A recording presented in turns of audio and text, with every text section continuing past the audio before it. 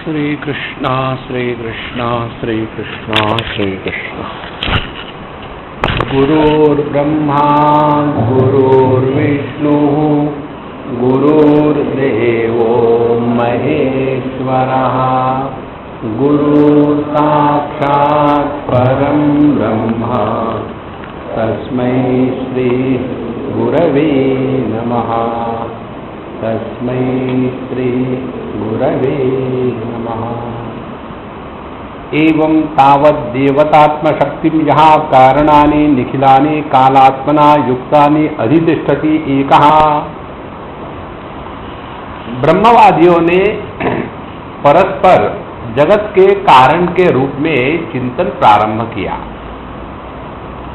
और उस चिंतन के द्वारा उनको ये पता चला कि जो परमात्मा की अचिंत्य शक्ति है वह इस जगत के निर्मिति के पीछे है। तो सवाल यह आया, यह जो परमात्मा की शक्ति है क्या ये सांख्य सिद्धांतियों के अनुसार की शक्ति है? सांख्य में क्या है कि परमात्मा उसकी शक्ति दोनों स्वतंत्र है। जब दो स्वतंत्र इकट्ठे हो जाते हैं तो वहां झगड़ा शुरू हो जाता है, जैसे अपने पार्लियामेंट दोनों स्वतंत्र है। इसलिए वेदांत कहता है कि यह जो परमात्मा की शक्ति है यह स्वतंत्र नहीं है, यह ब्रह्माश्रया है, इसका अपना अस्तित्व नहीं है। तो यह जो शक्ति है ये क्या है? कारणानि निखिलानि कालात्मना अधितिष्ठति। यह एक ही परमात्मा शक्ति जो अनेक रूप से प्रकट हो रही है, इन सब का एक आधार है। तो यह जो एक सबका आधार है वह परब्रह्म परमात्मा अपने मानव शक्ति के द्वारा इस संपूर्ण दुनिया के विविधता की रचना करता है। यहां तक हमने पिछले बार देखा था। और इसीलिए फिर ये जगत क्या है? जगत है केवल नाम रूप का अध्यारोपण, लेकिन उसके पीछे सत्य एक ही है। देखो ये बात एक जिस दिन क्लिक हो जाएगी ना तो बड़ा मजा आता है। जैसे मटके में से मिट्टी निकाल डालो तो क्या रहेगा? मटका साफ हो जाएगा। अरे नहीं, मटके में से मिट्टी निकाल डालो तो मटके का अस्तित्व ही नहीं। उसी प्रकार से आभूषणों से सुवर्ण को निकाल डालो तो आभूषणों का अस्तित्व नहीं। अब इसको और आगे चढ़ाओ, इस दुनिया से अस्तित्व को निकाल डालो तो ये दुनिया अभावात्मक हो जाएगी। तो यह जो अस्तित्व है यह परब्रह्म परमात्मा है। अब देखो क्या चक्कर है। सुवर्ण का आभूषणों में होना यह स्पष्ट है, इसमें कोई कठिनाई नहीं आती। लेकिन ये संपूर्ण सृष्टि का हमको ज्ञान होता है भावात्मक दृष्टि से कि सब कुछ है। और इसीलिए इस अस्तित्व को हम जब समझ नहीं पाते तो कंफ्यूजन हो जाता है। इसीलिए मृत्तिका एव सत्यम, जैसे मटके में मृत्तिका सत्य है, उसी प्रकार से इस संपूर्ण अनेक भेद युक्त प्रपंच में केवल सत्ता ही सत्य है। तो इसीलिए इति निदर्शनेन अद्वितीय अपूर्व अनपर अनेति नित्यात्मकम वाग अगोचरम अशनायादि असंस्पृष्टम सत्यस्मित भेद चित् सदानंद ब्रह्मात्मत्वम प्रदर्शयितुं मनाः प्रकृत्या एव प्रपंचम भ्रांताम अवस्थां प्राप्तस्य परब्रह्मणः ईश्वरात्मना सर्वज्ञत्व अपहत पाप्मादि रूपेण देवात्मना ब्रह्मादि रूपेण कार्यादि रूपेण वैश्वानरादि रूपेण च मोक्ष अपेक्षित शुद्ध्यर्थम स च इति पितृलोक कामा इति। तो जो एक ही परमात्मा है जिसमें सभी की सभी उपाधियों का अध्यारोपण किया है, लेकिन किसी भी उपाधि के द्वारा जो असंस्पृष्ट है, माने किसी भी उपाधि का जिस पर कोई प्रभाव नहीं होता, वह परब्रह्म परमात्मा है। और इसी को पहचानना मोक्ष की स्थिति है। उसके पश्चात अब यह जो परमात्मा है इसको दो प्रकार से हमने समझा है। कौन से दो प्रकार से? एक तो कारण ब्रह्म के रूप में, और दूसरा वह ब्रह्म जो कार्य कारण के परे है। देखो, पानी को हमने दो प्रकार से समझा, एक तो समुद्र के रूप में और दूसरा पानी के रूप में। समुद्र के रूप में जब पानी को समझेंगे तो क्या होगा कि यह जो समुद्र है ये सभी लहरों का, बुदबुदों का, नदियों का, झरनों का, सबका आधार है। कारण क्या है कि सभी के सभी, चाहे नदियां रहे, कुछ भी रहे, समुद्र से निर्माण होती है, समुद्र में ही आके लीन हो जाती है। देखो, इसी प्रकार यह जो कारण ब्रह्म है, कारण ब्रह्म का तात्पर्य क्या हो गया फिर? कारण ब्रह्म माने हमारे सामने जब जगत है तो इस परमात्मा को हम जगत के कारण के रूप में जब स्वीकार करते हैं तब उसको कारण ब्रह्म कहते हैं। लेकिन यदि हमने योग्य प्रकार की साधना के द्वारा ये जगत का जो द्वैत है इसके परे यदि चले गए तो परमात्मा के दृष्टि से ना तो जगत है, ना तो जगत का निर्माण करने वाला ईश्वर है। पानी के दृष्टि से ना तो समुद्र है, ना तो लहरें है। देखो, इसीलिए ये भिन्न भिन्न दृष्टियों को ठीक से समझ लेना है। एक दृष्टि है लहरों लहरों की, जीवों का भेद, मैं तू तू, मैं तू तू, मैं तू तू, एक ये भेद है। दूसरा भेद है यह जीव जो है यह ईश्वर के प्रति समर्पित है, लहरें जो है समुद्र के प्रति समर्पित है, और इसीलिए लहरों का समुद्र के साथ कंपटीशन नहीं होता, जीव का ईश्वर के साथ कंपटीशन नहीं होता। क्या होता है? केवल समर्पण होता है। ये तीसरी दृष्टि है, समुद्र के दृष्टि से लहरों का अस्तित्व। तो समुद्र को मालूम है कि ये मैं ही फुदक रहा हूं, इसीलिए कोई झगड़े झुगड़े करते तो मजा करो, देख लो। जैसे माँ बाप जब बच्चे झगड़ा करते हैं तो सीरियस नहीं होते, यदि वो समझदार हो तो। समझदार होते तो शादी काहे को करते? कारण परंपरा है। तो उसी प्रकार से समुद्र के दृष्टि से लहरों का झगड़ा इत्यादि का कोई महत्व नहीं है। इसीलिए जब हम भगवान के मंदिर में जाते हैं, कहते हैं ये भगवान ऐसा करना वैसा करना, ये यहाँ में वो हंसते रहते। चलो, कोई इसमें बचता। और चौथी दृष्टि है पानी के दृष्टि से समुद्र और लहरों को देखना। क्या देखना? वैसा ही जैसे आंखें अपने को देख रही है। जब आंखें अपने को देखती है तब अंधी हो जाती है। इसीलिए परमात्मा के दृष्टि से ये जगत और द्वैत है ही नहीं, और इसीलिए भगवान को कहते हैं परमात्मा बिना कान का है, बिना आंख का है, बिना नाक का है, बिना मन का है। क्योंकि जितना द्वैत का प्रपंच है यह औपाधिक है। इसलिए यह जो कारण ब्रह्म है, अब उस कारण ब्रह्म का इस जगत के रूप में वर्णन करना है तो उन्होंने एक रूपक बांधा है। रूपक बांधा है माने एक कल्पना करी है, और उस कल्पना के माध्यम से इस संपूर्ण जगत का आधार एक परमात्मा है, ये हमको सीखना है। दूसरी बात क्या सीखनी है? जगत में क्या क्या आता है। तीसरी बात क्या सीखनी है कि यह जगत परमात्मा पर कोई प्रभाव नहीं डालता। चौथी बात क्या सीखनी है? अरे भैया, ये परमात्मा की बात हो रही है ना, वो अपरिच है और कोई नहीं है। इसके लिए यह कारण ब्रह्म का चक्र रूप से वर्णन आता है।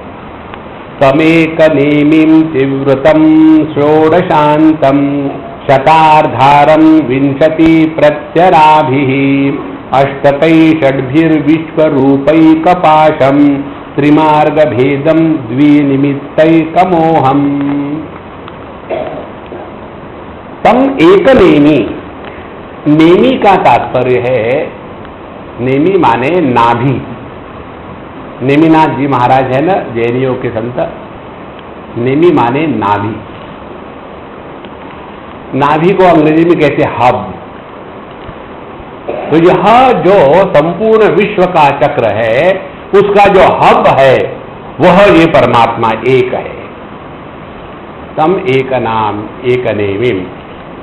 तो यहां कारणानि एक हा कारणानि निखिलानि अधितिष्ठति तम एक नेमिम योनि ही।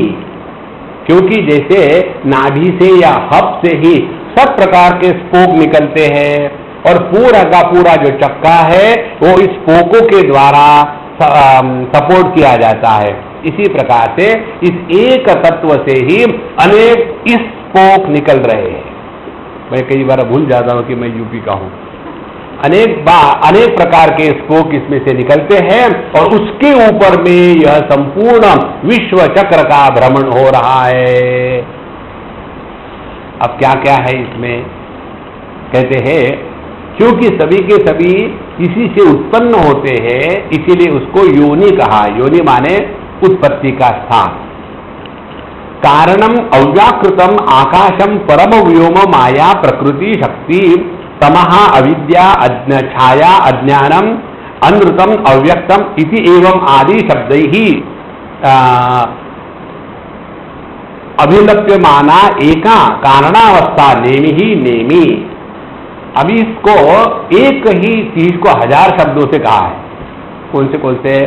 कहते हैं इसी को कहते हैं कारण, इसी को कहते हैं अव्याकृत, इसी को कहते हैं आकाश, इसी को कहते हैं परम आकाश, इसी को कहते हैं माया, इसी को कहते हैं प्रकृति, इसी को कहते हैं शक्ति, इसी को कहते हैं अंधकार, इसी को कहते हैं अविद्या, इसी को कहते हैं छाया, इसी को कहते हैं अज्ञान, इसी को कहते हैं असत, इसी को कहते हैं अनमैनिफेस्ट। चाहो जो कर लो, बात एक ही है।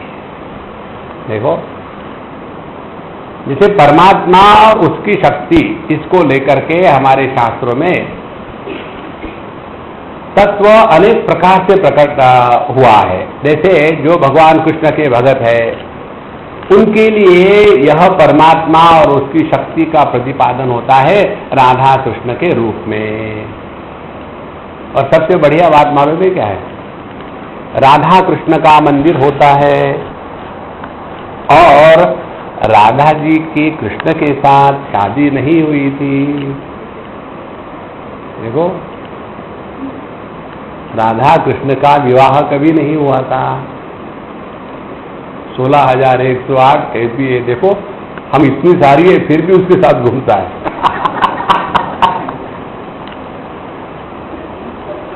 देखो जैसे यदि फोटो में आप अपने पति को किसी दूसरे लड़की के साथ देखोगे तो दुनिया को कितना आनंद आएगा। इसी प्रकार से कन्हैयालाल राधा जी के साथ रहते हैं। अब उनकी शादी क्यों नहीं हुई? शादी इसलिए नहीं हुई कि वो अलग होती तो शादी होती ना। तो फिर दोनों को अलग क्यों दिखाया? क्योंकि वो अलग है। हाथ धो गई शराफत की।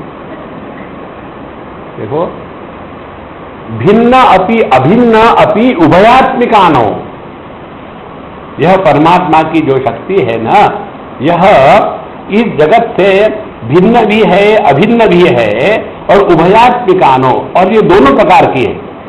माने भिन्न भी है अभिन्न भी है और दोनों भी नहीं है। इसलिए राधा कृष्ण या जो राम जी के भगत है उनके लिए सीताराम। जिस सीता को रावण महाराज हर के ले गए थे वो ज़ेरॉक्स कॉपी थी, ओरिजिनल नहीं थी।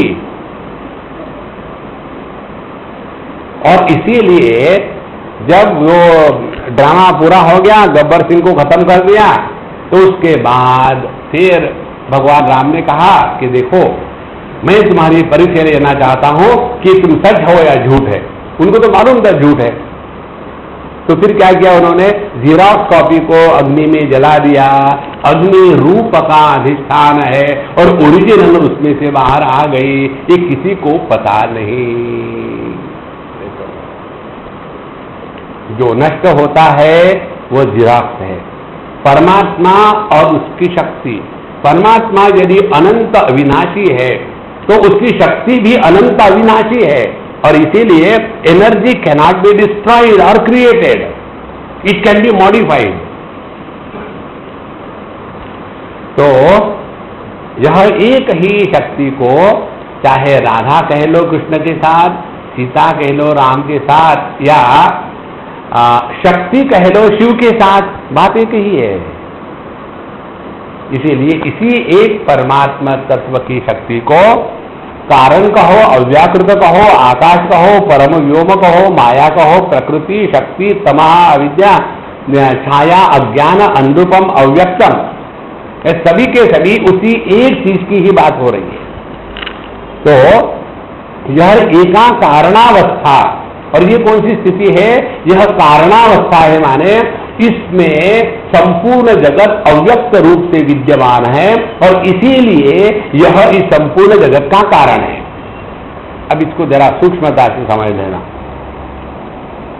पानी की जो शक्ति है, जिसके कारण पानी समुद्र के रूप में रह सकता है, वही शक्ति पानी में ही लहरें उत्पन्न करती है, समुद्र में ही लहरें उत्पन्न करती है। तो इन लहरों के उत्पन्न होने के पहले लहरें कहां थी? बाहर से इंपोर्ट करी थी? नहीं, अंदर थी। पानी के अंदर कूद के देखो, समुद्र में एक भी लहर नहीं दिखेगी। फिर कहां है वो सब की सब? इसीलिए उनको अव्यक्त कहते हैं, अनमैनिफेस्ट। इसीलिए जब लहरें पैदा होती है तो समुद्र की कोई लाभ हानि नहीं, और जब लहरें मरती है तो समुद्र की कोई लाभ हानि नहीं। इसी प्रकार से यह संपूर्ण जगत का नाश और उत्पत्ति दोनों का हिसाब ठीक है। तो यह जो कारणावस्था है, इनका जो एक आधार है, नेमी सर्वाधारा यस्य अधिष्ठातु अद्वितीयस्य परमात्मनः तम एकनेमिम्। तो यह जो परमात्मा इन सब का अधिष्ठान है, उस अधिष्ठान परमात्मा इस माया या प्रकृति के साथ उन्होंने जगत के कारण के रूप में पहचाना। ये पूरा वाक्य ठीक से कर लो, क्योंकि ये ब्रह्मवादियों ने चिंतन शुरू किया था कि ये जगत का कारण क्या ब्रह्म है, या काल है, या नियति है, या यदृच्छा है, क्या है? और फिर बोले झगड़ा मत करो, अपने अपने अंदर में ढूंढ लो। कई बार व्यक्ति जब प्रश्न पूछने लग जाता है ना, प्रश्न वही पूछता है जो भयानक आलसी होता है। हम चिंतन करके उसका समाधान नहीं पा रहे। स्वामी जी, ये भगवान ने इस दुनिया में सांप, बिच्छू ऐसे पॉइजनस चीजें क्यों बनाए, क्या उपयोग है इसका? एक ने मुझे पूछा। हमने कहा तुम्हारे जैसे है, उनको खत्म करना हो तो क्या करें? ता करके आज फेसिंग कर लिया। लेकिन ये सांप ने, मैंने सोचा ये रस्सी थी, वेदांत पढ़ा है क्या? क्योंकि वेदांत पढ़ के रस्सी को, सांप को रस्सी करके मरवा दिया।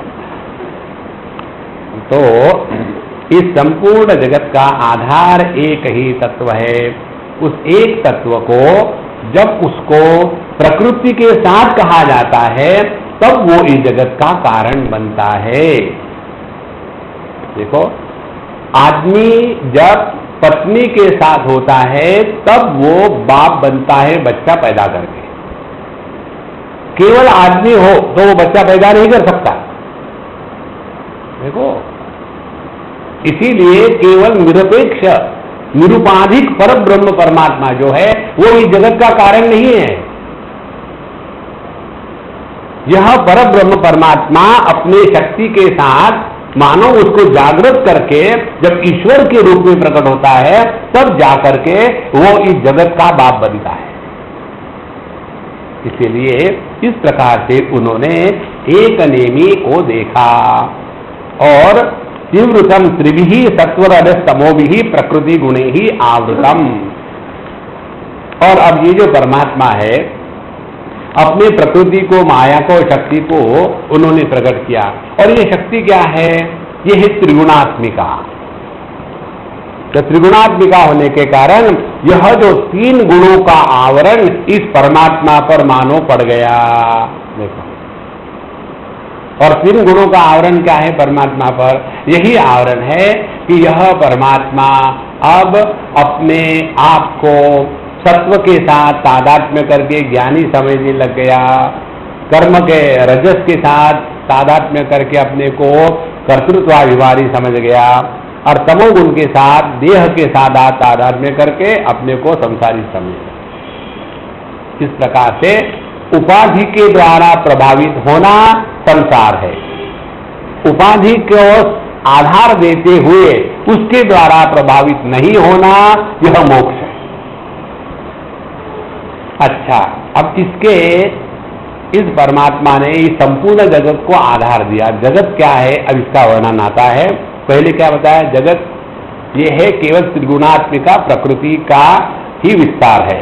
अब ये त्रिगुणात्मिका प्रकृति बताने के पश्चात अब इसके क्या क्या विकार है।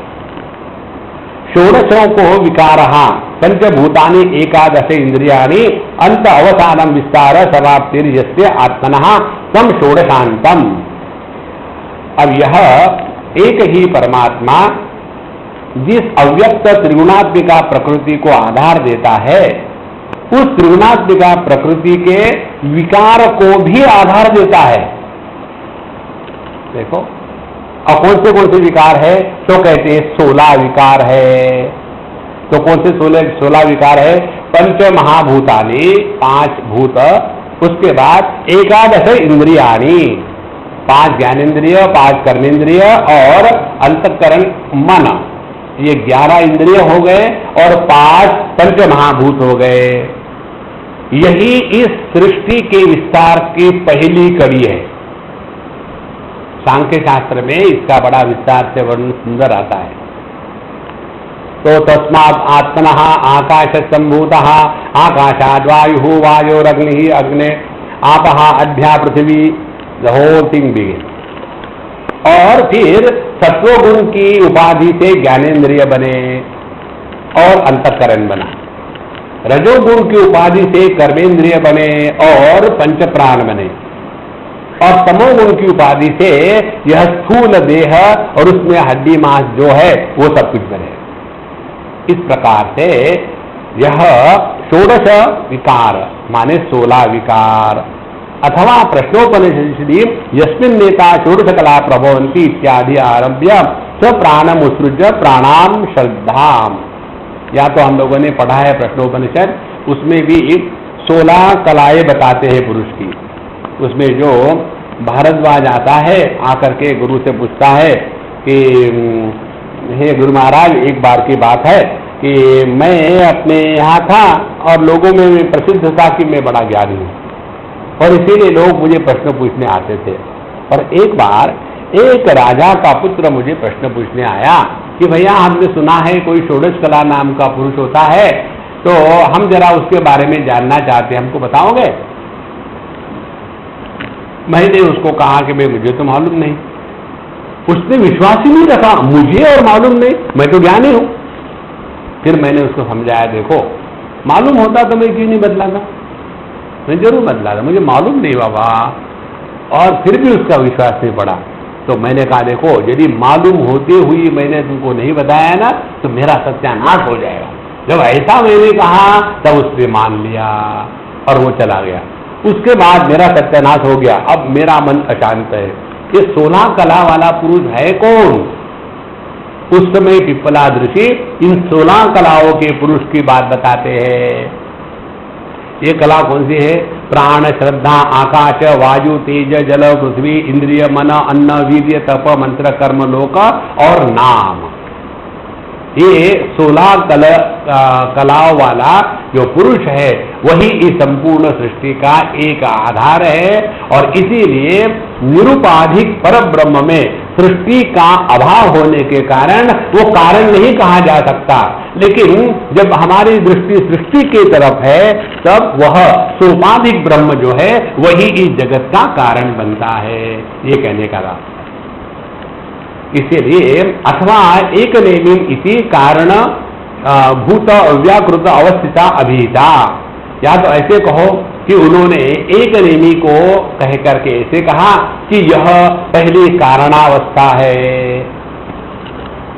माने परब्रह्म परमात्मा उसकी शक्ति अभी प्रकट नहीं हुई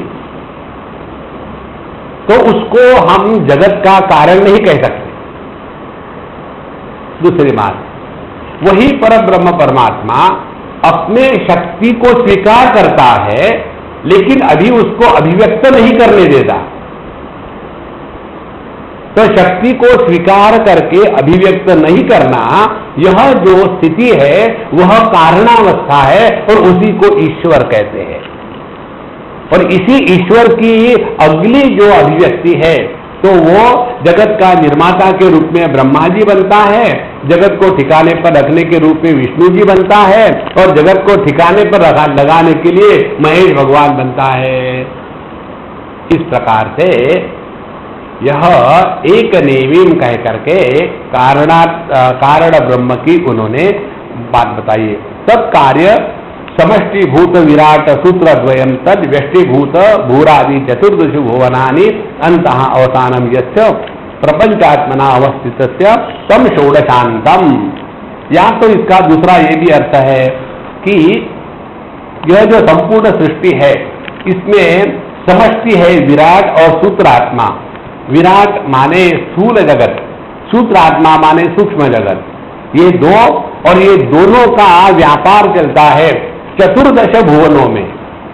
14 भुवन है। कौन से 14 भुवन है? भूर्भुव स्वः महाजनः तपः सत्यम अतल वितल सुतल तलातल रसातल पाताल महातल।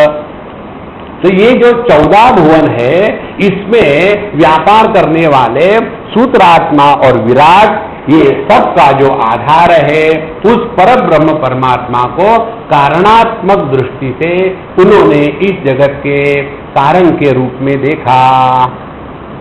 डोंट फॉरगेट द फर्स्ट मंत्रा। यदि इसी में घुस जाएंगे 16 कैसे बने? मुझे तो 15 ही बन रहे, गिनती में मत फंसना। अच्छा, चतारधारम, अब 50 उसके आरे है। जैसे स्पोक होते हैं ना किसी चक्के के, उस स्पोक को आरे कहते हैं, आरे कॉलोनी नहीं। तो 50 प्रत्यय भेदा विपर्य अशक्ति ही तुष्टि सिद्धि व्याख्याता। उसके 50 आरे हैं। कौन से आरे हैं? तो कहते हैं ये 4 प्रकार के मुख्य है और उसके फिर आगे भेद है। कौन से 4 है वो? विपर्य, अशक्ति, तुष्टि और सिद्धि। अब इसमें से एक एक को बताते हैं। कहते हैं अरा इव यस्य तम शतारधारम, जो अरे के जैसे सपोर्ट करते हैं उनको शत अर्ध माने 50, 100 से आधे माने 50 है। कौन से? पहले विपर्य भेदा, विपर्य के 5 भेद है। कौन से है? तम, मोह, महामोह, तमिश्र एंड अंध तमिश्र। ये सब संसार है, ये दुनिया है। इस दुनिया को ठीक से समझ लो। अब क्या क्या है इसमें? कहते हैं ये 5 मोह है, 5 विपर्य है। उसके पश्चात अशक्ति 28 प्रकार की है, अशक्ति ही 28 धा। उसके बाद तुष्टि कंटेंटमेंट वो 9 प्रकार की है और सिद्धियां 8 प्रकार की है। इस प्रकार से ये 50 बन गए। ऐसे 50 प्रत्यय भेदा। अब उसमें हर एक के अलग अलग बनाते हैं। और तत्र तमसः भेदः अष्टविधा। अब उसमें जो तमस है उसके 8 भेद है। कौन से है? अष्टसु प्रकृतिषु अनात्म स्वात्म प्रत्यय विप्रतिभेदेन अष्टविधत्व प्रतिपद्यते। तो हमारे प्रकृति की जो 8 अंग है भूमिरापो नलो वायु खम मनो बुद्धिरेवच अहंकार इतियम में भिन्ना प्रकृति रचना। ये 8 भेदों के साथ जब तादात्म्य करके हम उसके अनुसार वर्ताव करने लग जाते हैं। देह के साथ तादात्म्य किया, अपने को जवान बूढ़ा समझा। प्राण के साथ तादात्म्य किया, अपने को भूखा प्यासा समझा। इस प्रकार से ये 8 भेद हो जाते हैं, 8 मोह है। उसके बाद आती है शक्तियां, और शक्ति के अभाव को कहेंगे अशक्तियां। उसके बाद आती है महामोह, 10 प्रकार का है। 10 प्रकार का कैसे है? इस दुनिया का और पारलौकिक दुनिया के जो 5 विषयों में सत्यत्व बुद्धि है वो महामोह है, और इन दोनों में जो अलग अलग प्रकार की कल्पनाएं हैं वो महामोह है, वो 10 प्रकार के हो गए। उसी प्रकार से सम्मिश्र 18 प्रकार का है। 8 प्रकार के ऐश्वर्य द्वारा 10 प्रकार के दृष्ट अदृष्ट विषयों के लिए प्रयत्न करते हुए उसकी प्राप्ति न होने पर जो क्रोध होता है उसको तमिश्र कहते हैं। क्योंकि इस जगत में ये प्राप्त करना है, उस जगत में वो प्राप्त करना, बड़ी मेहनत कर रहे हैं, लेकिन क्या करें स्वामी जी, हर बार फेल हो रहे, क्या करें? छोड़ दो, क्या जरूरत है पढ़ना। एक हमारे मित्र है, अच्छे हैं, अब उनका लड़का पता नहीं उसको क्या है, बहुत बढ़िया, सब कुछ ठीक है, पढ़ाई का लिया तो एकदम ही बिकम्स टोटली विड्रॉन, एक भी शब्द नहीं बोलेगा। खूब ट्राई किया बेचारों ने, माँ बाप ने, एवरीथिंग इज परफेक्ट, पढ़ाई कहीं कि बंद। अब क्या करें, बड़े बच्चे को मार तो नहीं सकते, फिर क्या करें? हमने कहा देखो, बिल गेट्स पढ़ा नहीं, उसने जाकर के पहले फर्स्ट ईयर में ही वो यूनिवर्सिटी को छोड़ दिया। ये लोग मुझे क्या पढ़ाएंगे, मैं सब जानता हूँ, और वो जानता भी है। हो सकता है छिपा हुआ हो, उसके पीछे क्यों पढ़े? नहीं तो नहीं, वो पढ़ना जरूरत है। पढ़ लिख करके आदमी इंटेलिजेंटली मिजरेबल होता है। इसीलिए बॉटम लाइन देखो, बॉटम लाइन क्या है? पैसा कमा सकता है क्या? बस, क्योंकि आप इतने सारे पढ़ो, इंजीनियर बनो और कुछ बनो, और आखिर में करना क्या है? पैसा ही तो कमाना है ना, तो उसमें लगा दो। इस प्रकार से यह जो अंधतमिश्र है, जब हम अनेक प्रकार का प्रयत्न किया, ऐश्वर्य प्राप्त हुए, अब उसको भोगने का समय आया तो उसी समय हम मर गए, तो फिर कष्ट होता है। देखो इतने मैंने भोग इकट्ठे किए, लेकिन जब भोगने का समय आया तब मेरा मरण काल उपस्थित हो गया। ये सब संसार है। उसके बाद विपर्य भेदा व्याख्याता, आप कहते हैं अष्टविंशति अशक्ति उच्चते। अब 28 प्रकार की जो अशक्ति है वो बताते हैं। कौन सी है? एकादश इंद्रियाणाम अशक्तयः। अब हमारे जो 11 इंद्रिय है, पंच ज्ञानेन्द्रिय, पंच कर्मेंद्रिय और मन, इनकी जो क्षमता है वो नहीं है, उसको कहते अशक्ति। जैसे मूकत्व, बधिरत्व, अंधत्व इत्यादि। आंखें हैं लेकिन दृष्टि नहीं है, कान है लेकिन केवल चश्मा रखने के लिए, सुनने के लिए नहीं। तो यह जो अशक्ति है ये हो गई 11 प्रकार की। उसके बाद अंतःकरण से पुरुषार्थ योग्यता अतुष्टि नाम, और फिर बाह्य प्रकार की भी अशक्तियां हो गई। फिर पुरुषार्थ के रूप जो तुष्टियां है वो 9 प्रकार की है, और वो जब नहीं होती तब उसको अशक्तियां कहती है। अब कौन सी तुष्टियां है वो? अब ये तुष्टियां बड़ी सुंदर है, इसको समझ लो। और जिनको जिनको ये समस्या है कि स्वामी जी हम कितने सालों से साधना कर रहे हैं लेकिन कुछ नहीं होता, तो साधना से शादी करें क्या? वो साधना नहीं, आध्यात्मिक साधना कर रहे। क्या कर रहे हैं? बहुत किया, योगा किया, प्राणायाम किया, कुछ नहीं हुआ। किसको? योगा को, प्राणायाम को? नहीं ना, हमको। एक बात स्पष्ट समझ लो, जब तक हमारे अंतःकरण में हमको कुछ प्राप्त करना है और हम प्राप्त करके रहेंगे, ये भ्रांति है, तब तक के आप तंबाकू को चूना लगाते जाओ, रगड़ते जाओ और खाते जाओ। देखो योगक्षेमम वहाम्यहम, भगवान कृष्ण जो भगवद गीता में कहते हैं, हमारे सबके जीवन की एक ही कहानी है, योग और क्षेम। भगवान जो कहते हैं योगक्षेमम वहाम्यहम, उस पर हमारा विश्वास नहीं। LIC पर है, उस पर विश्वास है, भगवान पर नहीं है। भगवान कहते हैं योग माने जो नहीं है उसके प्राप्ति के लिए परेशान होकर के प्रयत्न करना, और क्षेम माने जो कुछ है उसको बचा के रखना। पूरी लाइफ पहले पैसे कमाने में, फिर पैसों को बचाने में, और फिर आखिरी सबसे कठिन पैसे का डिस्ट्रीब्यूशन करने में, किसको देंगे, तो 3 बातों में। इसीलिए यह जो तुष्टि है ये बड़ी गलत प्रकार से जीवन में आती है, और इसी के कारण हमारी साधना ठीक नहीं होती। तो कौन सी तुष्टि है? 4 तो प्रकृति की है, और वो है प्रकृति, उपादान, काल और भाग्य नाम वाली। अब इसमें से एक एक को देखेंगे। जैसे कोई पुरुष प्रकृति का ज्ञान होने पर यह मान लेता है कि मैं कृतार्थ हो गया, परिज्ञानात् कृतार्थो अस्मि प्रकृति ही इति मन्यते। अब मुझे सब आ गया है। जब आदमी पहले बार वेदांत का पढ़ाई करता है ना, तो उसमें एक विषय आता है जिसको कहते हैं पंचीकरण। पंचीकरण माने कई लोग यहाँ फंस जाते हैं कि पंच महाभूतों के ये जो 3 गुण है, सत्व, रजस, तमस, उसमें केवल तमोगुण आस्पेक्ट का ही पंचीकरण होता है, सत्व रजस का नहीं होता। लेकिन फिर हाँ, अब देखो पंचीकरण में क्या होता है, ये जो 5 महाभूत है ना, अब चित्र निकालते हैं वहां अंडे के आकार के, पंच महाभूत 5 अंडे के जैसे, फिर उसको आधा काटते, ऊपर का जो भाग है ना उसको ऐसा रखते, नीचे का जो भाग है ना उसको 4 टुकड़े करते, और फिर बाकी के जो 4 महाभूत उससे एक एक टुकड़ा जाकर के यहां जुड़ता है, और फिर उसको कहते हैं पंचीकृत महाभूत। आप उसी में फंस गए। अब मुझे सब कुछ आ गया, अब क्या पढ़ना है, पंचीकृत हो गए।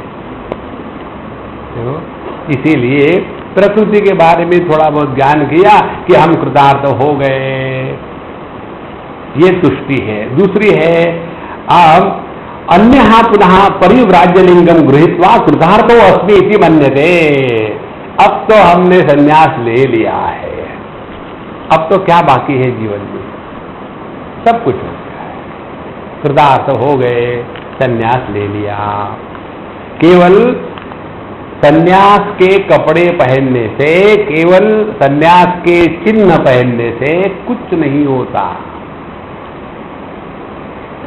जब तक के देहात्म भाव का संपूर्ण त्याग नहीं होगा, जब तक के जीवात्म भाव को हमने तिलांजलि नहीं दी, तब तक के संन्यास केवल एक उपाधि मात्र बन जाती है।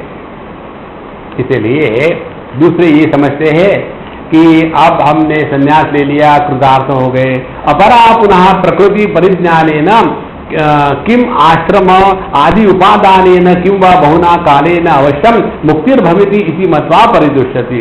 दूसरा कहता है कि मुझे तो प्रकृति का ज्ञान हो गया है, मैं संन्यास क्यों लूं, जब टाइम आ जाएगा तब मुक्त हो जाएंगे, तब तक क्या करें, तंबाकू खाओ। और यह जो तुष्टि है यही हमको आलस में ले जाती है। देखना, संभाल के समझ लेना इसको। जब हम स्वरूप के पास पहुंचते हैं सब शांत हो जाते हैं। जब हम प्रकृति के जड़ता में पहुंचते हैं तब शांत हो जाते हैं। देखो, अज्ञानी भी चुप रहता है और ज्ञानी भी चुप रहता है। अज्ञानी इसलिए चुप रहता है कि मैं बोलूंगा तो मेरा अज्ञान पब्लिक को पता चलेगा तो लोग क्या कहेंगे, इसीलिए बंदी मुट्ठी सवाला। और ज्ञानी इसलिए चुप रहता है कि बोल के क्या फर्क पड़ने वाला है। दोनों के इसमें बहुत फर्क है। इसी प्रकार से ये कल्पना करते हैं कि जब टाइम आएगा तब मुक्ति हो जाएगी, इसलिए बस यही सब कुछ है।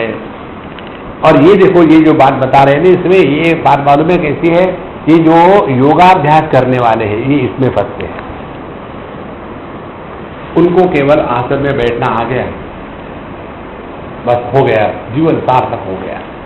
कल हमको मिलने के लिए कोई योगी लोग आए थे और हमने उनको पूछा कि भैया माओ आप लोग कब से कर रहे हैं योगा?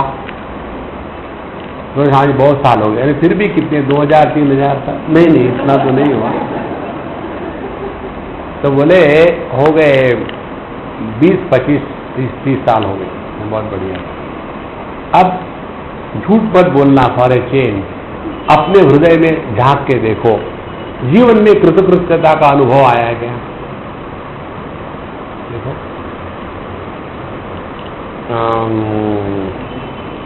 हमने उत्तर दे दिया आपने।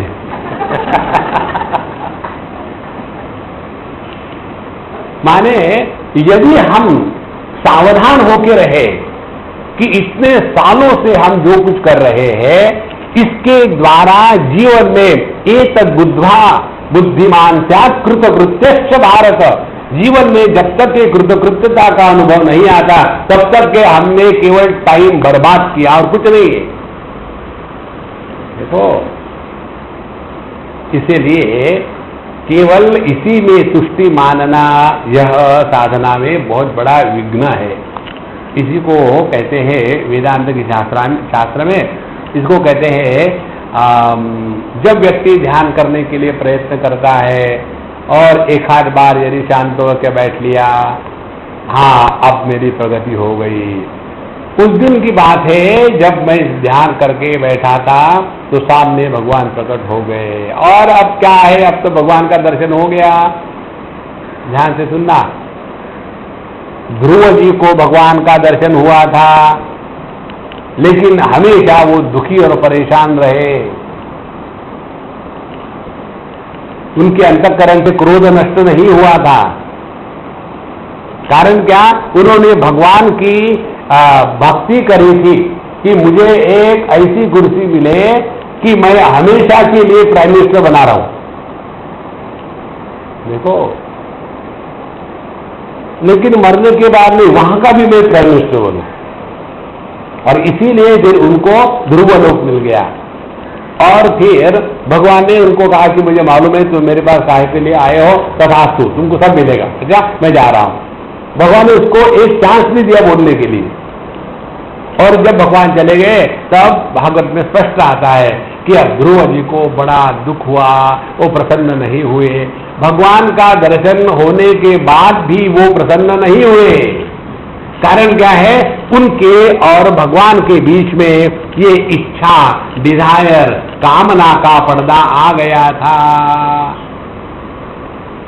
देखो महाराज, इसीलिए भगवान का दर्शन जीवन का अंतिम लक्ष्य नहीं है। भगवान को नित्य उपलब्ध है, उनकी उपलब्धि की हमें पहचान नहीं है, यही संसार का कारण है। इसीलिए यह एक तुष्टि आ जाती है। फिर कश्चित पुनः मन्यते विना भागे न किंचिदपि प्राप्यते, यदि मम भाग्यमस्ति ततो भवति अत्र एव मोक्षयति परितुष्यति। देखो, अपने भाग्य के सिवा कुछ नहीं मिलता, कितना भी प्रयत्न करो। भाग्य में होगा तो मिल जाएगा भगवान का दर्शन, और क्या है। अब भाग्य भी नहीं है तो क्या मिलेगा? इसीलिए अब आराम करो।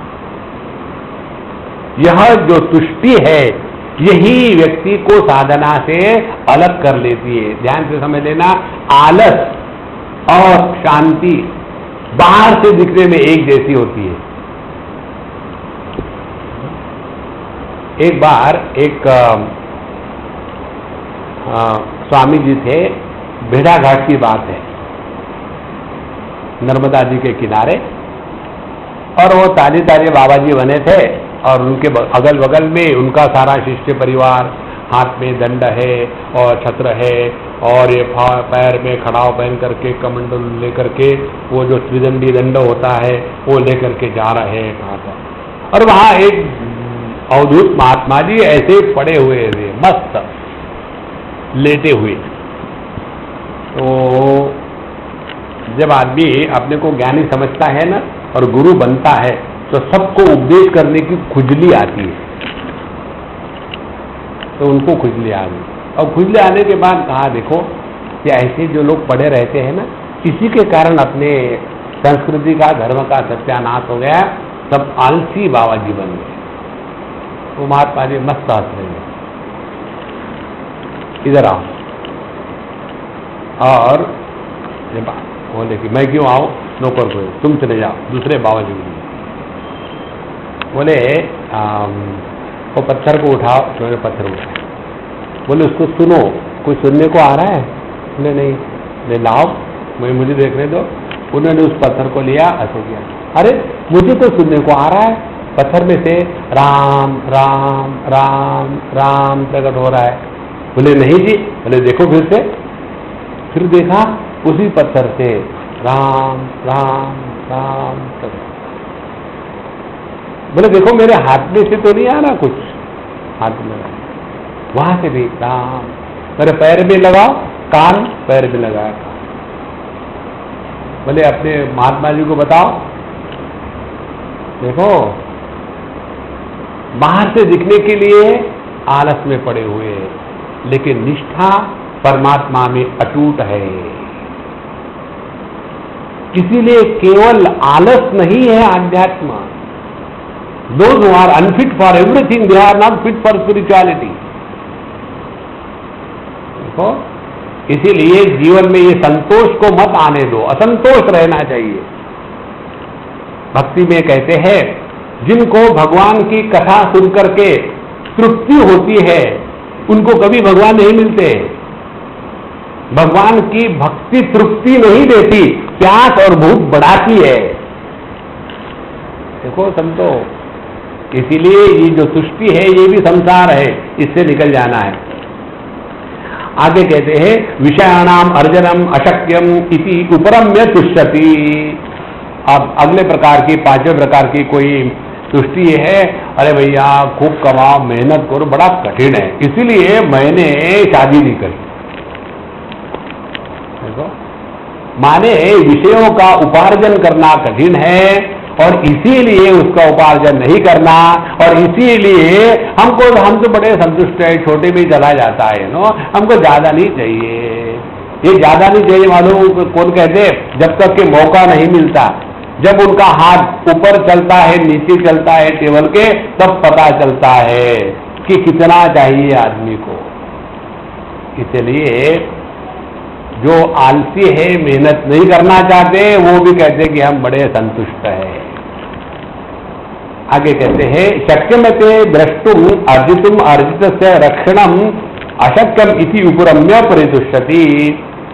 और दूसरे को कहते हैं कि देखो कमा भी ना, तो कमाने के बाद भी उसकी रक्षा करना बड़ा और कठिन है। इसीलिए ना कमाओ ना रक्षा का चक्कर है, और अपने मस्तर और भूखे, इसमें वो एकदम तुष्टि प्राप्त कर लेते हैं। साथ ही शेत्वाद दोषादि दर्शनेन उपरम्य परदुष्यति। दूसरे वो है कि वो कहते हैं कि देखो कि किसी भी विषय का भोग करने के बाद रोग आता है, इसीलिए भोग ही मत करो तो रोग कहां से आएगा, इसीलिए अपने में पड़े रहो। इस प्रकार से अपने आलस्य को ही वो तुष्टि के रूप में कहते हैं। विषया सुतराम इव अभिलाषम जनयंती न च भोगाभ्यासे तृप्ति ही उपजायते। कोई कहते हैं कि विषय में जब तक आपको भोग करने को नहीं मिला ना, तभी तक आनंद आता है। आप एक बार भोग करो तो पता चलता है, अरे या यूजलेस का कुछ भेजा इसने, खामो खाम। आप लोगों ने क्या के लिए पता नहीं, आप सभी ज्ञानी है। पिक्चर देखने का मजा, पहला शो, पहला टिकट, हाँ। एक रिक्शा वाला मुझे कहीं मिला, तो मैंने उसको पूछा, भाई पिक्चर देखते हो क्या कि भगवान का नाम लेते हो? बोले भगवान का तो नहीं, पिक्चर जरूर देखता हूँ। बोले अपना स्टैंडर्ड है। क्या स्टैंडर्ड है? कोई भी थिएटर में पहला शो, पहला टिकट अपना होता है, और उसमें इतनी उसकी तुष्टि है कि जीवन की सब चीज मिल गई। एक बार मुझे एक ने कहा था, रिक्शा वाले ने, कि हमने कहा भाई तुमने पिक्चर देखे क्या? कोशिश हमने आजकल। बोले आप देखते हैं ना, मैं किसी के घर में जाता हूँ तो चुपके देखता हूँ। मैं सिनेमा हॉल में नहीं जाते ना, बाबा जी हो ना, नहीं जाते। तो आप लोगों को कोई ऐसा नियम है क्या? हाँ, हमारे नियम है, हम नहीं जाते। अच्छा, तो आपको टाइम मिले कभी तो देख लेना पाकीज़ा, इसमें क्या है, 121 बार देगा। क्या बताऊं आपको, क्या स्टेज है, क्या फोटोग्राफी है, उसी में तुष्ट हो गए। तो केवल कल्पना की साम्राज्य में तुष्ट हो जाते हैं। और आगे कहते हैं तस्माद अलमनेन पुनः पुनः असंतोष करणेन उपभोगेन इति एव असंग दोष दर्शनस्य उपरमस्य कश्चित् तुष्यति। और कोई इसलिए कहते हैं कि देखो ये भोगों में रोग ही ज्यादा है, इसीलिए वो अपने आप को तुष्टि का एक आभास देते हैं। कोई कहते हैं कि भूत उपघात भोगाच अधर्म अधर्माद नरक प्राप्ति इति हिंसा दोष दर्शनात् कश्चित् उपरम्य तुष्यति। कोई कहते हैं कि देखो भोग करो तो दूसरे को नुकसान होता है, किसी की हिंसा होती है इत्यादि, और उस हिंसा करने के कारण मनुष्य को नरक में जाना पड़ता है, इसलिए भोग मत करो, और इसीलिए वो संतुष्ट हो जाते। इस प्रकार से प्रकृति उपादान काल भाग्य चतस्रहा, तो ये प्रकृति उपादान काल और भाग्य ये नाम की 4 विषयों को उसको निर्माण करना, उसकी रक्षा करना, उसमें अच्छा बुरा देखना और संग दोष इत्यादि हिंसा, इसके कारण होने वाली इन सभी की सभी 9 प्रकार की तुष्टियां हमने देखी। और ये तुष्टियों में फंसे रहना, इसी को संसार कहते हैं। देखो भागवत में एक बड़ा सुंदर विचार आता है, काम को जीतने के लिए क्रोध का आवाहन करो, काम क्रोध दोनों को जीतने के लिए लोभ का आह्वान करो। देखो जैसे आप किसी दुकान में चले जाओ और वहां का दुकानदार जो है साड़ी बेचने वाला, उसको तो पता है साड़ी तो माताओं को ही बेचनी है, और माता भगवान की एक यूनिक प्रतिकृति है। इस डिजाइन में, इस टेक्सचर में, इस बॉर्डर के साथ, उस कलर के साथ वो डिजाइन की साड़ी दिखाओ। ब्रह्मा जी भी इतना नहीं सोच सकते। और वो सिंधी साड़ी बेचने वाला वो कहता है मैया देखता हूं कैसी नहीं खरीदते, और उसको इतना कंफ्यूज कर देता, 10, 20, 25 साड़ियां, वो कंफ्यूज पहले ही थी और कंफ्यूज हो गई, और फिर जो खरीदनी आएगी वो तो भूल गई, दूसरा ही खरीद की वापस चली जाती। कारण क्या है, नहीं तो बंगाली दुकान में जाओ, मैंने देखा है ये कलकत्ता में जब था, 2 लोगों ने दुकान खोले साथ साथ, एक बंगाली ने और एक मारवाड़ी ने। 1-2 साल के अंदर मारवाड़ी की दुकान 10 गुना हो गई, बंगाली की दुकान और सिकुड़ गई, क्योंकि जब कोई खरीदने जाता है तो वो उसकी एग्जामिनेशन देता है, कितना बजट है, किस लिए चाहिए, कितनी उम्र है, जिसके लिए चाहिए उसकी उम्र कितनी है। अब कोई वहां परीक्षा देने के लिए गया है क्या, अब तुम दिखाओ जो दिखाना है। देखो जब व्यक्ति में लोभ होता है तो क्रोध को जीत लेता है, इसीलिए ये लोभ जो है इसको दुश्मन तो मत समझो, उसको अपनी साधना में लगाओ। भगवान का नाम हमको 5 मिनट लेना है, नहीं बहुत कम है, 10 मिनट, 10, 15, 20, 30 बढ़ाते जाओ 24 घंटे में 24 घंटे प्रभु के साथ ट्यून होकर के रहना है, ये लक्ष्य रखो। देखो यह जो संतोष है, तुष्टि है, यही संसार है, इसमें कभी नहीं फंसना है। अब सिद्धियां बतलाते हैं, उह शब्द अध्ययनम इति तीसरा सिद्धया। अब 3 प्रकार की सिद्धि है, उह शब्द और अध्ययन, और दुख विघातः तीसरा, और दुख के द्वारा प्रभावित नहीं होने वाली, ये 3 प्रकार की सिद्धियां है। और सुहृद प्राप्ति और दान, ये 2 प्रकार की है। इस प्रकार से ये 8 सिद्धियां हो गई। उह माने किसी को तत्व जिज्ञासा के उपदेश के बिना ही जन्मांतर के संस्कार से, जन्म से ही सब चीजें मिल जाती है। आपने देखा होगा कई महात्मा जो ऐसे हैं, बिल्कुल बचपन से ही उनमें सब सिद्धियां हो गई, और ये सब की सब सिद्धियां उनके जीवन में आ गई, और इसी में फिर वो पूरे जीवन भर रहते हैं। एक बेंगलोर की है अम्मा, आप सबको नाम मालूम होगा तो ठीक है, नहीं तो बहुत अच्छा है। उनको एक सिद्धि है, जन्म से उनको किसी भी गणित का कोई भी उत्तर एक क्षण में आ जाता है। माने समझो आपने उनके पास एक बहुत लंबा नंबर दे दिया 68927005 ये दे दिया। अब उसको कहो इसका रूट क्या है, तो एक क्षण में रूट बता देंगे। एक लड़के को हमने देखा पूना में, वो लड़का तंग आ गया था उससे। जब उसके घर जाते तो उसके लोग तारीफ करते, स्वामी जी हमारा ये जो है ना बंडू, उसका नाम था, हमारा ये बंडू है ना, इसको गणित में कोई भी मल्टीप्लिकेशन सब्सट्रैक्शन पढ़े एकदम मालूम है। तो मैंने कहा बोलो 13 चौक कितना, 13 4 जा। जो मैंने इसे पूछा तो उसकी माँ कहती Swami ji you are insulting माई सन, कोई डिफिकल्ट पूछो। तो हमने कहा ठीक है। फिर हमने एक लंबी फिगर इसको दूसरी फिगर दी, इसके द्वारा मल्टीप्लाई करके बताओ कितना है। जैसे हमने बोल दिया फट से बता दिया। फिर हमने उसको लैपटॉप पर कंप्यूटर पर उसको गणित करके देखा एग्जैक्टली। तो हमने कहा भाई तुमको ये कैसे आता है? बोले मुझे कुछ नहीं है, जैसे तुम बताते मेरे सामने फिगर आगे खड़ी हो जाती है, तो मैं इसको बता देता हूँ। तो ये जो जन्म से सिद्धियां है उसको ऊह कहते हैं। उसके बाद बिना अभ्यास के केवल श्रवण मात्र से जो ज्ञान उत्पन्न होता है उसको शब्द नाम की दूसरी सिद्धि कहते हैं। माने कई बार ऐसा अंतःकरण शुद्ध होता है, एक बार सुनने मात्र से सब कुछ स्पष्ट हो गया, यह शब्द नाम की सिद्धि है। तीसरी बार अध्ययनम नाम शास्त्राभ्यासात् ज्ञानम उत्पद्यते, सा तृतीया सिद्धि। शास्त्र का अध्ययन करके जो ज्ञान उत्पन्न होता है उसको शास्त्र अध्ययन नाम की तृतीय सिद्धि है। और आध्यात्मिकस्य अधिभौतिकस्य अधिदैविकस्य त्रिविध दुःखस्य विलासात् शीतोष्णादि दुःखजन्य सहिष्णोः तिदिक्षोः यह ज्ञानम उत्पद्यते तस्य आध्यात्मिकादि भेदान सिद्धेय त्रैविध्यम। उसी प्रकार से ये 3 प्रकार के जो ताप जीवन में आते हैं उनको सह करके उसके द्वारा सहनशीलता के द्वारा जो ज्ञान प्रकट होता है उसको यह 3 प्रकार की सिद्धियां कहते हैं। दुख विघात नाम की सिद्धि है। उसके बाद इनके भी 3 प्रकार से बनते हैं, 3 दुखों के कारण। फिर सुहृदम प्राप्य या सिद्धि ज्ञान से सुहृद प्राप्ति नाम सिद्धि।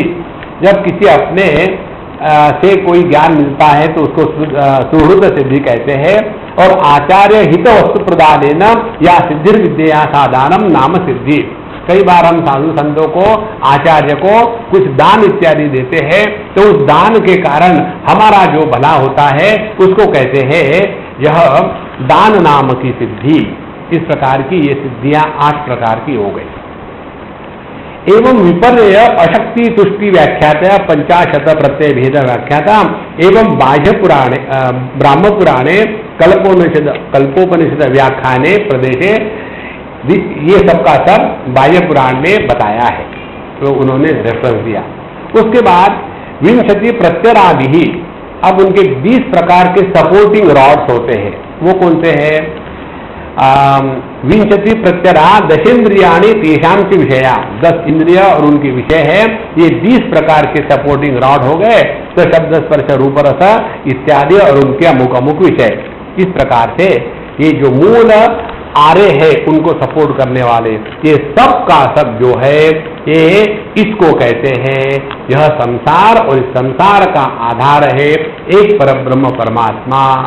उसके पश्चात उन्होंने 6 प्रकार के अष्टकों को देखा। अब कौन से 6 प्रकार के अष्टक है? तो कहते हैं कि भूमिरापो नलो वायु खम मनो बुद्धिरेव च अहंकार इति में भिन्ना प्रकृति अष्टधा, इसको कहते हैं प्रकृति अष्टक। फिर कहते हैं त्वक चर्म मांस रुधिर मेदो अस्थि मज्जा शुक्राणी, ये हो गए 8 धातु जिसके द्वारा हमारा देह बनता है, जिसमें आती है कि बाहर की चमड़ी, अंदर की चमड़ी, मांस, खून, उसमें फैट, हड्डी इत्यादि। उसके बाद अणिमादि ऐश्वर्याष्टक है, जिसमें यह 8 प्रकार के धर्म, ज्ञान, वैराग्य, ऐश्वर्य, अधर्म, अज्ञान, अवैराग्य, अनैश्वर्य, ये प्रकार के 8 ऐश्वर्य है, इनको भावाष्टक कहते हैं। फिर 8 प्रकार के दूसरा अष्टक है जिसको कहते हैं देवाष्टक, जिसमें ब्रह्मा, प्रजापति, देव, गंधर्व, यक्ष, पितृ, पिशाच, ये देवताष्टक है। और अष्टो आत्मगुणादेया, उसी प्रकार से आखिरी अष्टक है, इसमें दया, सर्वभूतेषु क्षांति, अनुसूया, शौचम, अनायासः, मंगलम, अकार्पण्यम, अस्पृहा इति गुणाष्टकम। इस प्रकार से 6 प्रकार के अष्टक उन्होंने इस दुनिया में देखे, और ये इन सभी अष्टकों का जो विस्तार है वो एक प्रकृति का है, माया का है, और यह माया, यह प्रकृति उस परब्रह्म परमात्मा पर आधारित है। इसीलिए यह जो सोपाधिक ब्रह्म है वो ही जगत का कारण है। निरुपाधिक ब्रह्म में ना तो उपाधि है ना तो जगत है। इस प्रकार से उन्होंने ध्यान योग के द्वारा इस तत्व को अपने में पहचाना। श्री कृष्णा। तो और आगे चलते हैं कि विश्व रूपम एक पाशः, तो केवल एक ही पाश, पाश माने रस्सी से बांधते हैं ना, उसको कहते हैं पाश, एक ही है। कौन सा पाश है? स्वर्ग, पुत्र, अन्न आदि विषय भेदे काम नाम एक विश्वरूप पाशः, केवल एक ही बंधन है सबको, और वो है केवल एक काम। और यही जो कामना है ये अनेक प्रकार के रूप लेती है। वेदांत में इनके 3 रूप बताते हैं। एक पहला बताते हैं पुत्रेषणा, फिर वित्तेषणा, और फिर लोकेषणा। अब आदमी अच्छा खाता है, उसके दिमाग में बात आती है कि देखो, जब तक के शादी नहीं करेंगे तब तक के जीवन अपूर्ण होगा। तो शादी के लिए पैसा चाहिए, तो पहले शादी की, बच्चे की इच्छा हुई, फिर पैसे की इच्छा हुई। क्या करोगे पैसा बच्चा लेकर के? आपको मालूम नहीं, जब तक के पुत्र पिंडदान नहीं करता तब तक के जीव को मुक्ति नहीं होती, और इसीलिए पुत्र का होना आवश्यक है। इसीलिए पुत्र कामेष्टि यज्ञ, इसमें फंस जाते हैं। लेकिन हम ये नहीं समझते, जो अति भाग्यवान होते हैं उनको पुत्र नहीं होते, जो थोड़े मोटे भाग्यवान होते हैं उनको कन्याएं होती हैं, और जो महा अभागी होते हैं उनको केवल पुत्र होते हैं। क्योंकि पुत्र होने के बाद उनकी पत्नियां आएगी, उनकी पत्नियां आने के बाद फिर धर्म क्षेत्रे कुरुक्षेत्रे समवेतायुयुत्सवा शुरू हो जाता है। देखो, लेकिन हमको ऐसे लगता है कि देखो, जब तक के पुत्र आकर के पिंडदान नहीं करेगा कैसे होगा। इस सब के पीछे एक ही बात है, कामना। इसलिए भैया, जहां कामना प्रारंभ होती है वहां संसार प्रारंभ होता है। जहां हम जाकर के अपने कामनाओं को पूर्ण करना, यह आध्यात्मिक साधना कहेंगे। हम संसार में ही है। एक गरीब आदमी अमीर आदमी के पास जाकर के पैसे मांगता है, और एक रोगी एक बाबा जी के पास जाकर के कोई जादू मंत्र या स्पर्श मांगता है। दोनों में कोई फर्क नहीं है। अमीर आदमी पैसा इसलिए दे सकता है कि उसके पास है, बाबा जी इसलिए किसी का रोग ठीक कर सकता है क्योंकि उसमें सिद्धियां है। तो फिर एक बार रोग ठीक हो गया, फिर क्या करेंगे? महात्मा जी, पिछले बार आपके कारण मेरा ठीक हो गया, अब ये मित्र है, इसका भी ठीक करोगे। दोनों का ठीक हो गया, ये तीसरा मालूम है ऐसा ऐसा हुआ था, मैं वहां गया। अच्छा, धीरे धीरे धीरे धीरे फिर यही धंधा शुरू हो जाता है, इच्छा की पूर्ति करो। और इच्छा कैसी है? इच्छा की पूर्ति करना माने जैसे अग्नि को बुझाने के लिए उसमें पेट्रोल डालो। ये जैसा प्रयत्न है उसी प्रकार से इच्छाओं को पूरा करके इच्छाओं को मिटाओ, ये कभी नहीं होगा। यही एकमात्र पाश है। इसलिए साधना क्या हो गई अब? आप्त काम, जिसमें किसी प्रकार की कामना नहीं है, वही परमात्मा है। जिसमें किसी भी प्रकार की कामना है, वहां संसार प्रारंभ हो गया। इसलिए इसका जितना सूक्ष्मता से हम चिंतन करेंगे, तब पता चलेगा कि व्यक्ति साधना के चक्कर में फंस करके अपने आप को बर्बाद कर लेता है। इसलिए कहते हैं विषय भेदार विश्वरूपम विश्वरूपो नाना रूप एक कामाख्या पाशा अस्ति विश्वरूप एक पाशम। धर्म अधर्म ज्ञान मार्ग भेदा अस्ति स्त्री मार्ग भेदम। और संसार में और 3 बातें हैं। कौन सी है? एक तो है धर्म, दूसरा है अधर्म और तीसरा है ज्ञान। धर्म अधर्म के चक्कर में रहेंगे तो द्वैत में फंसे रहेंगे, और जहां हमने ज्ञान के मार्ग में चल पड़े हैं तो पता चलता है कि द्वैत केवल औपाधिक है, वास्तविक नहीं है। जब तक हम उपाधि को महत्व देते रहेंगे तब तक के द्वैत का चक्कर शांत नहीं होगा। इसीलिए द्वयोः पुण्य पापयोः नैमित्तिक मोहो देहेन्द्रिय मनोबुद्धि जात्यादिषु अनात्मसु आत्माभिमानः अस्ति इति द्विनिमित्तैक मोहम। और फिर मोह क्या है? ये पाप पुण्य देह, उसके द्वारा कार्य, अपनी जाति, अपनी इंद्रिय, अपना सौंदर्य, अपनी बुद्धि, इसी के साथ तादात्म्य करके आदमी उसी में फंस जाता है। इसको जरा ठीक से समझ लेना संतो। हमने आपको एक बार उदाहरण दिया था, अभिनिवेश मोह किसको कहते हैं उसका। एक बार हम किसी के घर गए थे नाश्ते के लिए, एक छोटा सा उनका लड़का साथ में बैठा है। हमने कहा, अरे गुज्जू, क्या तुम्हारा नाम है? बोले, मैं गुजराती नहीं हूं। मैंने फिर भोजू है क्या, भोजपुरी है क्या? बोले नहीं। फिर क्या है? मैं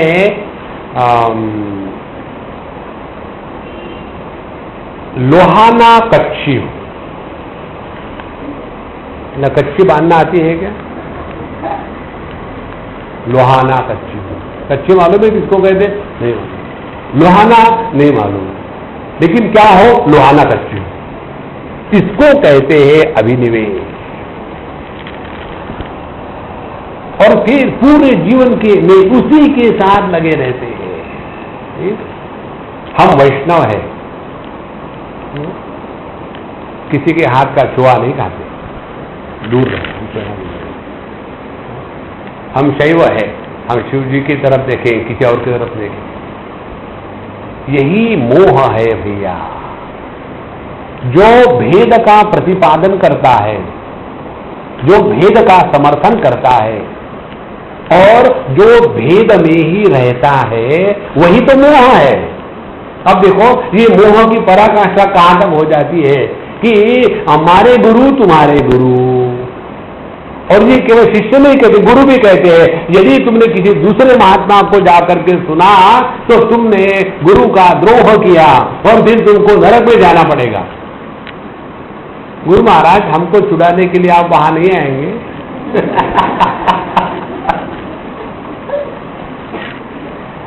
देखो महाराज, जब तक के ये चक्कर में पड़े रहोगे ना, तब तक के भटकते रहोगे, भटकते रहोगे, भटकते रहोगे। तो यह द्विनिमित्तैक मोहम, फिर उसी में पाप पुण्य धर्म अधर्म ये सब चलता रहेगा, इसका कोई अंत नहीं। कठोपनिषद में नचिकेत यही प्रश्न पूछता है, अन्यत्र धर्मात् अन्यत्र अधर्मात्, अन्यत्र अस्मात् कृताकृतात्, अन्यत्र भूताच्च भव्याच्च यत् तत्पश्यति तद्वद।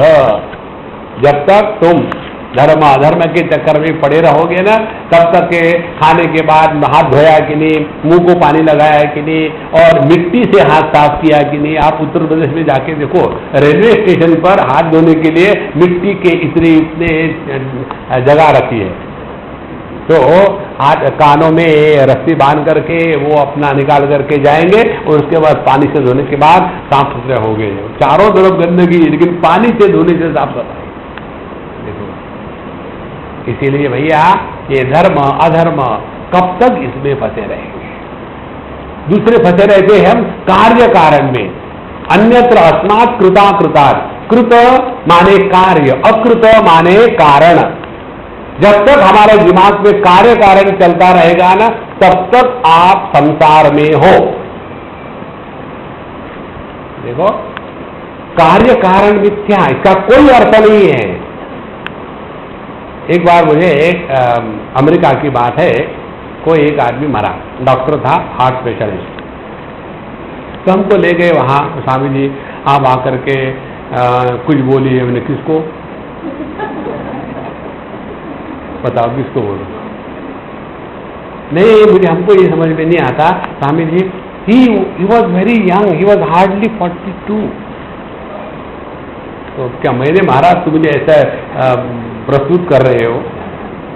नहीं, हमको आश्चर्य लगता है। He was 42 and you know he was a heart specialist. And you know how he died? By heart attack.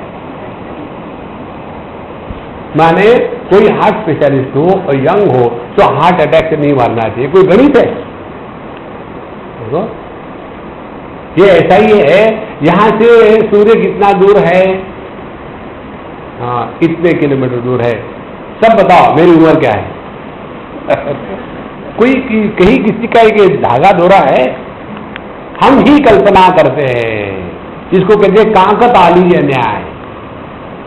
एक बार एक पेड़ के ऊपर में एक किसके कोकोनट के पेड़ के ऊपर में एक बार एक कौवा आके बैठा और उसी समय एक कोकोनट नीचे गिरा एक आदमी के सर पर और उससे शुरू हो गया। जब जब ऊपर से कौवा जाता है कोकोनट के ट्री के पास, तब तुम्हारे सर पर कोकोनट गिरेगा। सवाल गिरने का नहीं है, टूटा कौन? कोकोनट के सर। अन्यत्र अस्मात् कृता कृतात्, ये कार्य कारण के जब तक परे नहीं जाएंगे ना, तब तक के इसी दुनिया में भटकते रहेंगे। और अन्यत्र भूताच्च भव्याच्च, तीसरी बात, जब तक कि हम काल के दृष्टि से विचार करेंगे, काल के गाल में फंस जाएंगे। देखो, ये सबसे सहज साधना है। नित्य निरंतर केवल वर्तमान में रहना है। ना हमको भूत से मतलब है, ना भविष्य से मतलब है। भूत के बारे में भूल जाओ और भविष्य के बारे में ये जो तोता लेकर के बैठते हैं ना, तोतापुरी महाराज, आ जाओ बेटा, पहले यहां 21 रुपये रखो और आप 20 रुपये रख दो। तोता कहता है 1 रुपया कम है।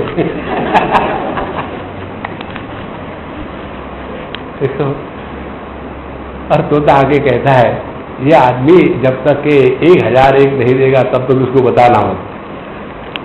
इस चक्कर में मत पड़ना भविष्य में क्या होने वाला है। अभी कुछ हुआ क्या? कुछ नहीं, भविष्य इससे भी गया मिलता है। केवल वर्तमान में रहना ये सबसे श्रेष्ठ साधना है।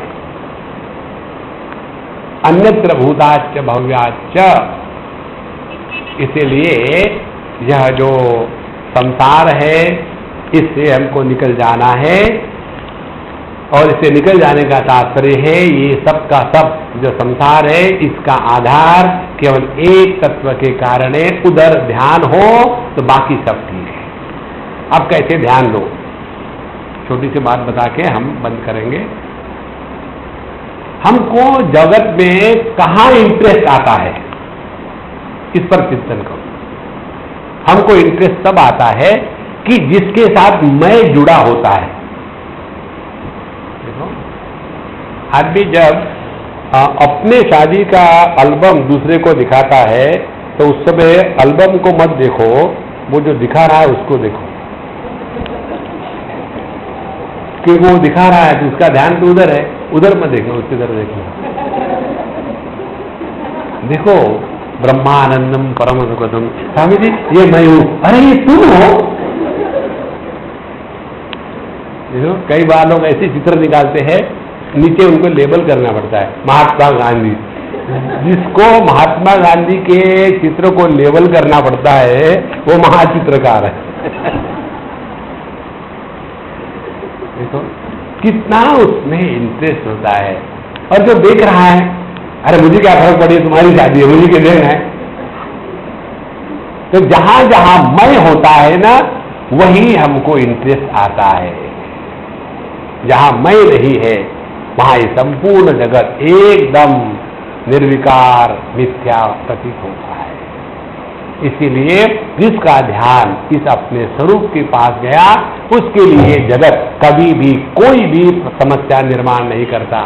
और यह मैं ही संपूर्ण सृष्टि का एकमात्र आधार है। और इसी मैं को भगवान कृष्ण गीता में कहते हैं, मया कथमिदं सर्वम जगद अव्यक्त मूर्तिना मत्स्थानि सर्वभूतानि न चाहम तेषु अवस्थितः न च मत्स्थानि भूतानि पश्यमे योगमैश्वरम। भूत भृंग च भूतस्थः ममात्मा भूत भावना। मैं ही संपूर्ण सृष्टि का आधार हूं, लेकिन मेरे दृष्टि से देखो तो ये सृष्टि नाम की कोई वस्तु आई ही नहीं।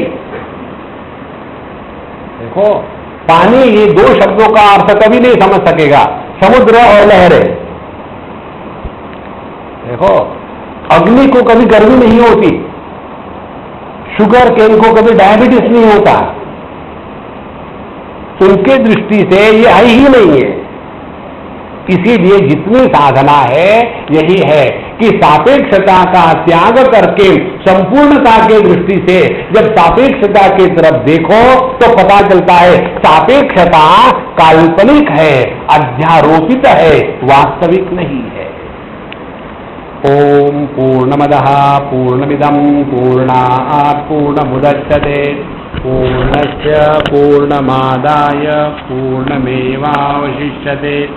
ओम शांति शांति शांति।